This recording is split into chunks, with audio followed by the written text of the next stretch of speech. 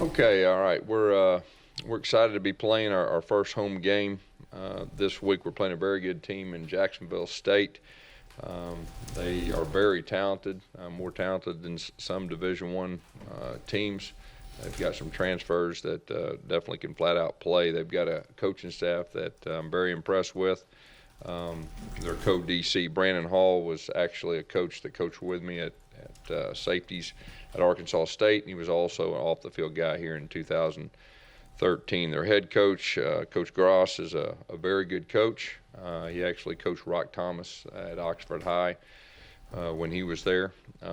This is a quality opponent, and our focus is on getting better. And our guys can turn on the film and see that we're going to have our hands full. Questions? Tyler Queen have surgery? Yes, he did. Yeah, he did. In fact, it was something that's kind of been bothering him during fall camp with his elbow, and we just felt strong that we need to go ahead and get that procedure done, get him back for spring. Jonathan Wallace will be the guy that will step up and play a little more quarterback, kind of like we talked about a couple weeks ago. Tommy John surgery? It's similar. Guys, you've never had, well, I shouldn't say never. The last time you had a quarterback throw 3 interceptions was David Johnson in 08. Just what was your takeaway? Obviously, Jeremy looked like he was pressing, but that was a rough performance historically for a quarterback. Yeah, we've talked about it. I mean, Jeremy early on made some decisions that he'd like to have back, but he'll correct them. Dave Johnson ended up having a super career, and really feel strong that Jeremy will do the same thing. I know he's ready to get back on that practice field and get better and get ready for this Saturday. Was he trying to? I mean, all the attention and everything that Heisman talked. Was he trying too hard? Maybe pressing. I think he was definitely trying to make some plays down the field early. Which is to be expected now. I mean, there's a lot of quarterbacks that do that, and just let it come within the offense, and he'll do that. I mean, we still have just as much or more confidence in Jeremy Johnson we did before the game. And the great thing about Jeremy is he'll learn from his mistakes, and he'll get better. Coach, Jeremy was obviously, understandably, a little frustrated after that game. Have you really said much to him since then, or do you feel that he's had the proper perspective on that? Well, the thing about Jeremy, he's a great competitor, and he's extremely tough on himself. And I think the special quarterbacks that I've been fortunate enough to be around, they were the same way. And, he's ready to get back on the practice field and ready to get back out there Saturday and improve. And that's the mindset you have to have, and not just quarterback, but all positions. I guess the guys that are hurt, do you anticipate? Yeah, we're expecting everybody to play. I mean, this is a quality opponent. We need to get better, and there's no talk about our next opponent at LSU or anything. I mean, we're worried about Jacksonville State, and we're expecting everybody to play, and we need to get ready. Coach, why did Josh Holsey not get in on defense? He was a little banged up. But he'll be back out there today, ready to go, and I believe you'll see him on the field on Saturday. Talk about the defensive front. You know better than most of us that it takes more than 4. And looks like you're pretty solid 2 deep there. Just talk about the way that they looked when you saw them. Yeah, I thought they did a good job. They disrupted things. Even in the second half, they disrupted things. We just lost contain on that young quarterback, and he was electric. Coach Muschamp really wants to develop that depth early, and he really believes in playing those younger guys, and do nothing but help us, in the future as the season goes on, because you need depth up front. Are mobile quarterbacks a concern for you guys going forward after that game? Well, that mobile quarterback was. I mean, he was electric. I mean, and the thing about it, you go into that game and there's a possibility of 3 different quarterbacks playing. That's a true freshman. They had a few new wrinkles for him, and he played, and we lost contain a couple times. And when you play mobile quarterbacks, you just got to contain them, keep them in that pocket, and try to make them beat you with their arm. But give them credit. And he did a good job, and he got out of contain, and he made some plays with his feet, late in the game. Was there a noticeable difference to you when Carl Lawson was not on the field? Well, like we said before, I mean, he's an impact player. When he doesn't make the play, he helps other people make the play. And, when there's elite players, when they're not on the field, things are different. But other people need to step up, and there's no doubt in our minds that that'll happen. And it did at times, even Saturday. Gus, how much did you learn about your team from the first game? Yeah, we learned a lot. That's what our staff talked about in all three phases. We learned a lot about not only our team, we learned about some individuals. We learned a whole lot about the young guys, because, young guys, you never know how they're going to react until you get out there in the game. And so we feel very good about our team moving forward. I think everybody saw the freshmen and the new faces that actually played for the first time wearing an Auburn uniform. And it's encouraging from the standpoint that we did some good things, and the things that we need to improve on, we feel like are all correctable, and we feel like that, they can all be corrected and we can get better. Gus, besides quarterback play, what are the 2 or 3 big things you want to improve on? Well, up front, when you got those new faces, just the communication, getting used to working together. There's nothing better than experience, with new centers, new guards, your rotating guards, and then the tackle guard communication. That'll get better throughout the year, and just the little things probably in all positions, just improving. No touch. Go ahead, Jim. When you have 5 holding calls, 4 that stick up, and 1 takes away that big touchdown, just what was your takeaway of having 4 different linemen called for? Yeah, when you look at it, it was some communication issues that really caused our problem. We overslid a couple times right there. They were counting on the guy inside of them. So all those things are correctable, and that's kind of what I was saying about the communication. And there's nothing better than getting a guy beside you, and you know how he's going to react on certain things in that experience. And so that'll definitely help us, because I think 3 of them, those holding penalties, were very similar to that type of miscommunication. Gus, is there hope that? Go ahead. Is there hope? I thought he was continuing. Sorry. Jason Smith, he had an explosive play, like James said, it was called back. Do you see more of that happening for him getting that opportunity? Yeah, there's no doubt. I mean, he's electric, and when he's got the ball in his hands, he can really do something. And I think, he made an unbelievable route, at the top of the route, leaned it, just kept running through the football. And he is a guy that's getting more and more comfortable in the offense.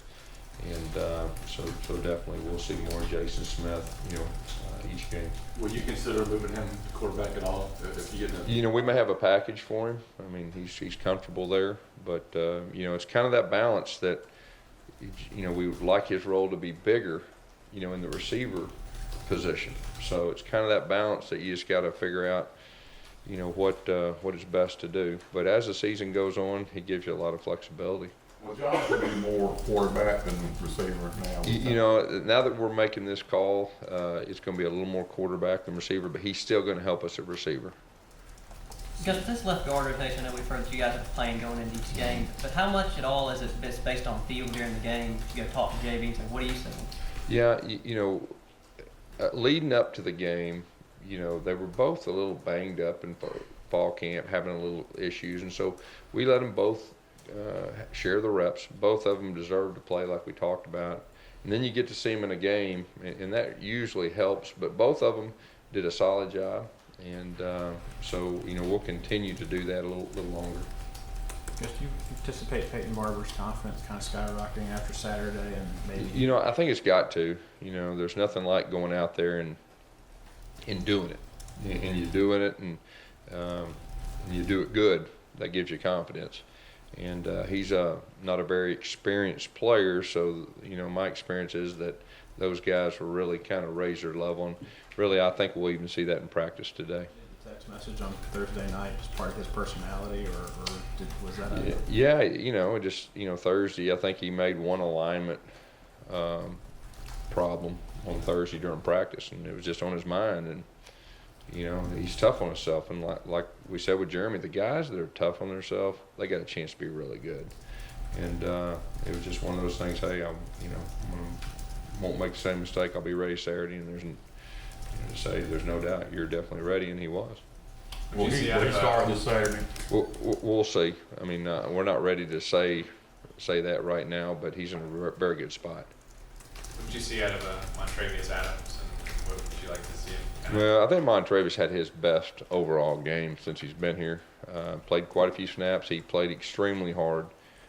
He was very, very disruptive. I mean, he's the one that caused the fumble that got picked up for 6 points, and he put a lot of pressure in the quarterback's face on the passing downs, and of course in the run game he was very good. But he took that next step, and Coach Muschamp really was challenging him, and Coach Garner challenged him just to take that next step about being an elite player and playing with unbelievable effort and intensity, and he took that to heart. Gus Duke was spending more of the time back at the Y position as opposed to the X. Say that? Duke was spending more of his time at the inside Y position as opposed to the X. Is that just a matchup situation? Are you going to play him more? He'll have a chance to play both. He knows both. And the great thing about the seniors that we have, we can move those three around, and they're able to execute our offense. Do you expect to play all three running backs? What's that? Do you expect to play all three running backs Saturday? Yes, possibly 4. Do you want to get Carryon more involved in a game like this before you go to the SEC? We want to get Carryon involved regardless. Last week he was a little bit, banged up. It wasn't completely 100%, but we expect him to be this week. When you look around the league, there's a lot of new or inexperienced quarterbacks, and a lot of them can turn to star tailbacks for 20, 30 carries. How much strength is their tailback in this league, and depth? You talking about for us? You talking about other teams? For the league wide, but also for Auburn. Seems like there's a lot. I'm thinking about Jacksonville State. There's probably a lot of depth in SEC, but as far as us, you can't have enough depth with what we do at running back. And playing 3, and like we said, like to play 4 tailbacks. I think that's very good, because like I said, we got 2 of them banged up Saturday, and so you just can't have enough depth at tailback. What did you make of the play special teams the whole on Saturday? I was encouraged with the special teams. We had a lot of true freshmen running around out there, and you saw their talent level. And I really feel like just from a talent standpoint, I think we're in better shape than we were, last year from a talent standpoint. Now, execution, we made some mistakes, but we'll have a chance to be good on special teams. I really feel that way. What did you think about Marcus Davis specifically? He only got 1 return, but he at least secured it and didn't. Yeah, and then he came up and caught the one in traffic. I thought he made a good decision on the one to get away, and his communication was very good. So I thought Marcus Davis did a very good job. Coach, you talked about throughout fall camp preparing for the big video board. Exactly how does that look? How do you prepare for something like that? Well, we went over there 3 times so far, and I think the first time we just had it on, still shot. The second time we had it where it was the actual game deal, and I think the third time we had some sound on. So you just get used to it, and the first time it's a factor. There's no doubt it's a factor. You go over there this week, Gus? What's that? You go over there at least once this week? I don't know. We hadn't got that far. If we do, it'll be Thursday. We've been over there 3 times. Coach, you guys have talked, you played other in-state programs before that are much smaller and look up to the Auburn type program. Just talk about that when you got JSU, you played Samford, you got A&M later, and ASU in the future. Yeah, I think it's always good to play in-state opponents. The thing about this group, they were 10-2 last year. They lost to Michigan State, and they lost in the quarterfinals. This isn't your average 1AA team. This is one of the best 1AA teams in college football. And like I said, they got some transfers from Division I. Matter of fact, they got 2 guys that has been here before, Devontae Sigler and Chris Lander, both fine young men, both very good players. So, we're not going to take them lightly, and they deserve that respect. And I wouldn't be surprised if this group ends up winning the 1AA championship anyway. John Gross having so much success at the high school level in this state, and having your success, what carries over? What can you speak to? What carries over? John Gross is an excellent coach, and his track record speaks for itself. And he's got that program you know, at the top of their division as far as playing. He's got talent. He's recruited extremely well. He's got a very good defensive staff, a very good offensive staff. I mean, he's got it going on. You said last night that on your radio show that Peyton Barber got stronger as the game went on. Yeah. How much does that go into influencing your decision when you go into SEC play to have a guy you lean on? Oh, yeah. I mean, there's nothing like knowing how they're going to react. You know, the thing that I was encouraged about is he never looked at the sideline wanting to come out, tap his shoulder, tap his hat, whatever to come out. He was wanting to play. And I think that's important, especially with what we do. And he carried it 20-plus times. And those were hard yards, some of them, you know, and so that was encouraging. Thank you, Coach. Thank you.